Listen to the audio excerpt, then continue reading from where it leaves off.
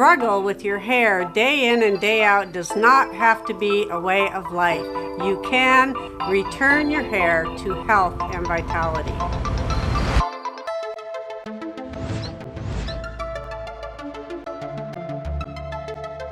So this is Pat with me here this morning, and Pat is also a Category 1 male pattern balding, a little bit different, but again you're going to see those similarities where he has the V shaping starting in here. He has quite a bit of hair that just is right in there in the edges that keeps it from being a deep recession with no hair, and that's because he does his brushing. Pat also is a little bit thinner up in here across the top of the hair.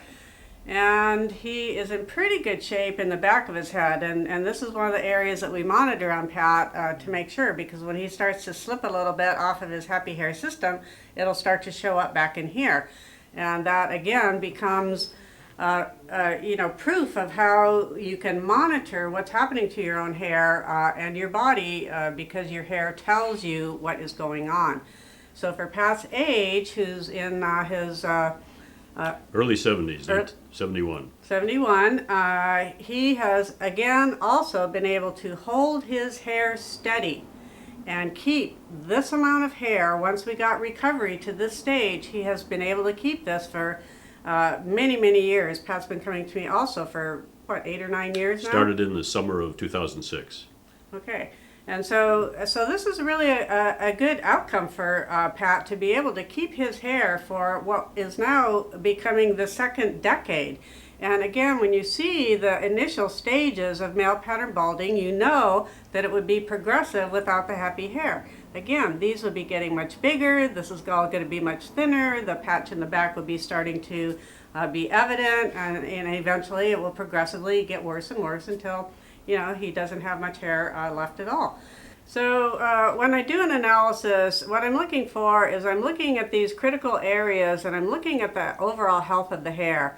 When the hair is starting to diminish into Category 2, the strands start to get finer, wimpier, they get smaller in diameter. You can really tell that those strands are diminishing in comparison to the strands that tend to stay healthier, down here and in the back of the head. The back of the hair always stays healthier because the brain stem is in the back of our head, and our bodies naturally give us more circulation to feed the brain stem. And so the rest of it, we have to work on it and make it be equal to the amount that we get in the back of the head in order to see the hair healthy. One of the other areas that I look at when I'm making an analysis is down here at the bottom of the neck. The hair will do the same thing down here that it does up here when people are falling into atrophy, and these hairs will get really fine, be really diminished. Sometimes we'll see the neckline, the natural neckline of the hair actually start thinning and balding upward.